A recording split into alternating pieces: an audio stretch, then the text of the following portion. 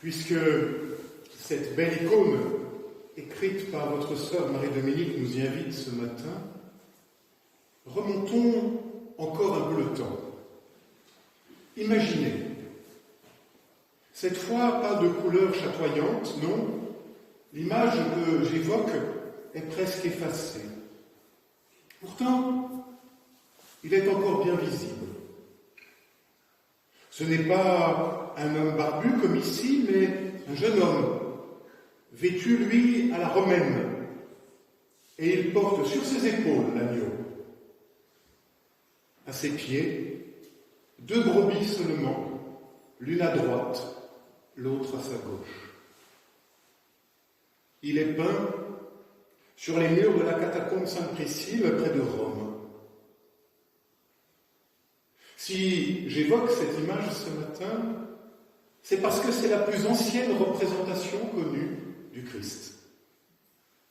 Elle date des années 200. C'est donc l'image du bon berger. Cette même image que nous avons sous les yeux, version fin du XXe siècle. Si je précise cela, c'est qu'avant même la représentation du Christ en croix, avant même toute autre image du Maître, c'est cette image-là du bon berger qui s'impose d'abord à l'historien. Car c'est cette image-là qui s'est imposée aux premiers chrétiens comme la représentation la plus adéquate du Christ. Comme déjà le berger est l'image de la présence bienveillante de Dieu dans le Premier Testament, souvenez-vous, l'Éternel mon berger, je ne manque de rien. Sur des prés d'herbes fraîches, il me fait reposer. Dieu comme un berger. Les hommes qui les premiers ont cherché à dire un Dieu unique l'ont dit sous la forme d'un berger. Les premiers hommes chargés de le représenter étaient des bergers. David était berger. Moïse, gardant les moutons de son beau-père. Abel, déjà, berger. La relation berger-troupeau est donc celle qui caractérise peut-être le mieux, selon la Bible, la relation de Dieu avec son peuple. Dieu n'est pas un démiurge, il n'est pas d'abord un roi, ni même un juge. Non, mais un berger. Et pour enlever définitivement toute ambiguïté, Jésus dira donc de lui-même, « Je suis le bon berger ». On pourrait d'ailleurs traduire aussi « Je suis le beau berger », parce qu'en grec, c'est exactement le même mot. Ou, si vous le préférez, le beau pasteur, là aussi, même mot. Mais lui de proclamer « Je connais mes brebis, et les brebis me connaissent ». Tel est Dieu, celui qui nous connaît. Que connaissons-nous de lui, nous, en vérité? Rien, ou si peu. Rien sinon que justement il est notre berger. Quoi qu'il arrive, il reste et demeure notre berger.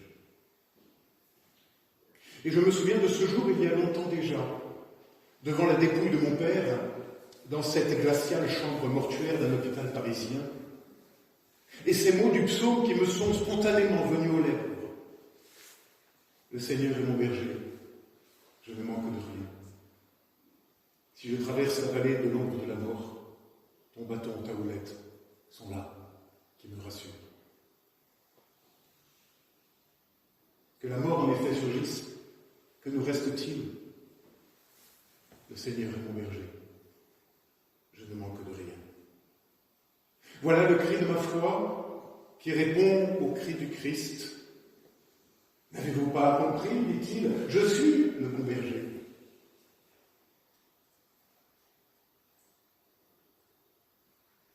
Ma sœur, mon frère, tu cherches une présence dans ta solitude, dans ta difficulté à vivre, peut-être. Regarde, écoute. écoute. Il est là. Il t'appelle.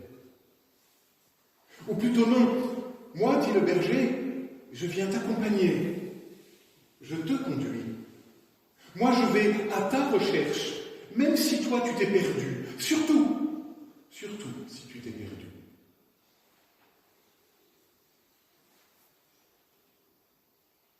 Être perdu. Enfant, je me souviens un jour m'être perdu dans un champ trop grand pour moi, l'herbe était trop haute et je n'avais plus de repères et ne savais plus où aller. Et souvent, j'ai l'impression que nous ressemblons à cet enfant. Nous sommes perdus dans un champ trop grand, dans une vie devenue trop grande, trop complexe, dans un monde aux dimensions de plus en plus inhumaines.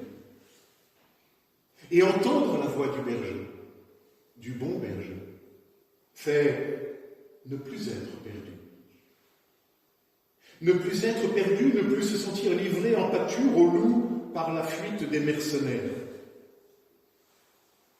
La métaphore est riche et forte. Ma sœur, mon frère, combien de fois n'avons-nous pas ressenti cette impression d'être livré en pâture au loup par la faute des mercenaires en fuite? Mais survient alors une parole, je suis le bon berger. Qui donc est Dieu? Un berger. Voilà l'agir de Dieu dans le monde. Il appelle, il veut conduire, il veut rattraper, il veut protéger. Et sa seule puissance, c'est de n'en avoir aucune, sinon celle de sa voix et de sa vie offerte, donnée pour barrer la route à tous les démons de la terre.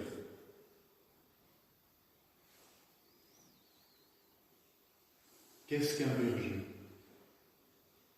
Celui qui ouvre la route, celui qui délivre de la peur du loup et des pierres du chemin, celui qui rattrape la brebis qui s'était égarée, qui répare les pattes ensanglantées ou les ventres déchirés. Davantage même, il est celui qui donne, qui se donne et qui donne la vie. Il donne sa vie pour que la vie soit et qu'elle nous soit en abondance.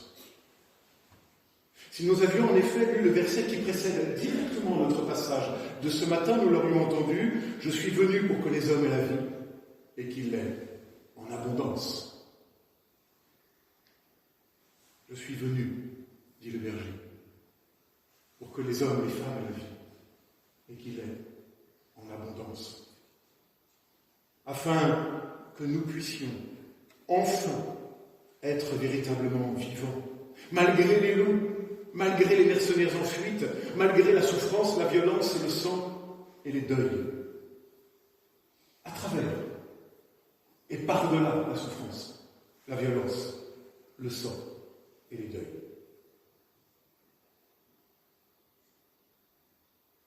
Comme le dit magnifiquement, je trouve, Francine Carillo, se sentir vraiment vivant. N'est-ce pas l'autre nom de la grâce? Se sentir vraiment vivant. Cet éphémère d'une visitation qui fait couler dans les veines une rosée de lumière. C'est ce qui arrive lorsqu'on est frôlé par une aile d'ange et qu'on respire tout à coup un peu mieux, ou que l'on ouvre l'oreille de son cœur à la voix du berger.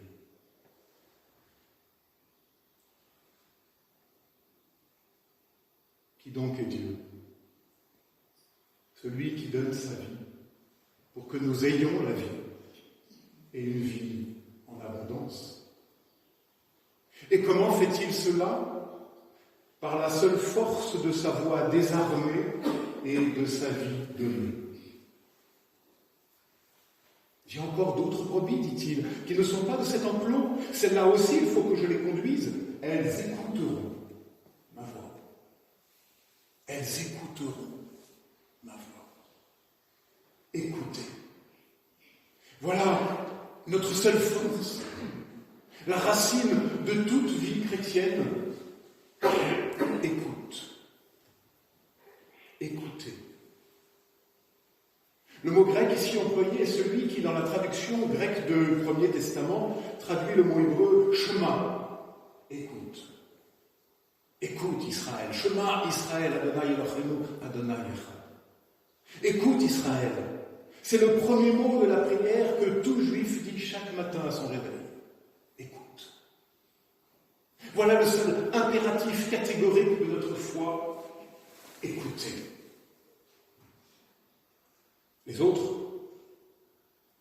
soi-même, son Dieu, enfin, surtout lui, à travers les lignes du vieux livre. Écoutez, pour pouvoir sortir et se laisser conduire et se laisser retrouver par le berger qui donne sa vie pour que nous ayons la vie.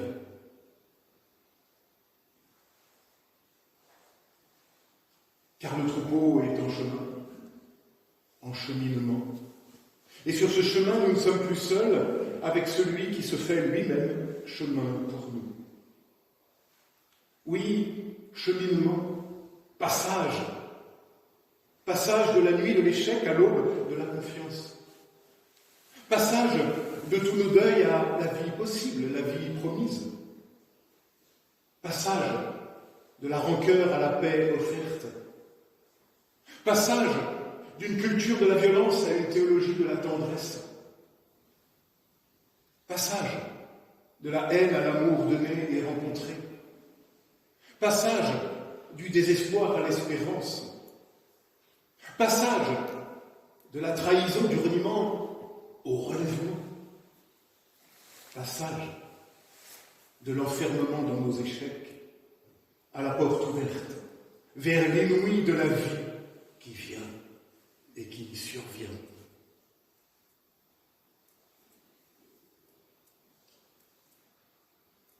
Alors ma sœur, mon frère, même si la route parfois se fait si rude qu'elle semble n'en plus vouloir finir, et même si tu traverses encore le ravin de l'ombre de la mort, il y a désormais cette voix qui t'appelle, qui m'appelle, qui nous appelle ensemble, celle du bon berger, et rien ne sera plus jamais comme avant.